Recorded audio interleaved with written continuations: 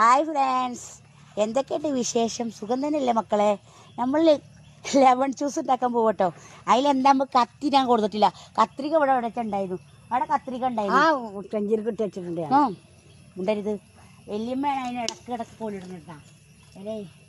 അപ്പം നമ്മൾ ഇത് കയനില്ലേ, കയനിയുമ്പോൾ ഇങ്ങനെ ഓട്ട തുളക്കുന്നുണ്ട്. കയനി ഭയങ്കര യൂസ്ഫുൾ ആയിരിക്കും കേട്ടോ.